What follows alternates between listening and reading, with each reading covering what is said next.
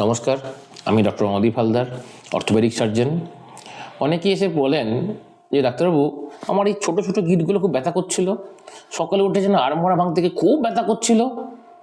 দোকানে গেলাম, দোকানদারকে বললাম, দোকানদারে সব কিছু পাওয়া যায়, ক্যালসিয়াম ভিটামিন ডি দিয়ে দিল, সপ্তাহে একটা করে খেয়ে নেবেন, ক্যালসিয়াম প্রতিদিন খেয়ে নেবেন। খেয়ে নিলাম, উত্তর পাচ্ছি না, রেজাল্ট পাচ্ছি না। 1-1.5 মাস হয়ে গেল খাচ্ছি, নিয়মিত খাচ্ছি, রেজাল্ট পাচ্ছি না। গিটে ব্যথা মানে কি আপনার ক্যালসিয়াম ভিটামিন ডির অভাব? টেস্ট করুন, দেখুন। কিন্তু এছাড়াও অনেক কটা ফ্যাক্টর থাকে। কবে থেকে শুরু হয়েছে, কোনো পুরনো হিস্ট্রি আছে কিনা, আমরা ছোটবেলায় কোনো কিছু আছে কিনা, আমরা কোনো ফ্যামিলি হিস্ট্রি আছে কিনা, সেটা খুব কমন। কারণ রিউমাটয়েড বাত, যেটা আমাদের গিটে বাত বলে যেটা আমাদের খুব পরিচিত, সেটা কিন্তু অনেক সময় জেনেটিক পার্ট থাকে।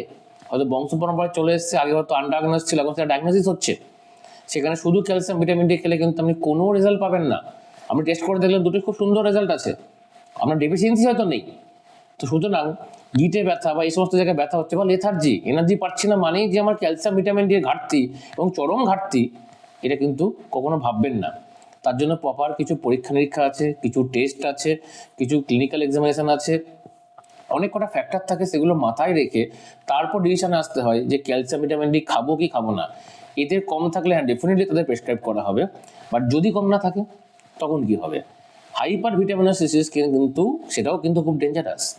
যখনই সেটা বেশি হয়ে যাবে, আপনার মাথা ব্যথা করতে পারে, ঘুম হতে পারে না, অনেক কিছু টেনশন বাড়তে পারে, বুক ধড়ফড়ানি বাড়তে পারে। তো সেটাও কিন্তু একটা সিমটম, সেটাও কিন্তু অতিরিক্ত কোনো কিছুই ভালো না।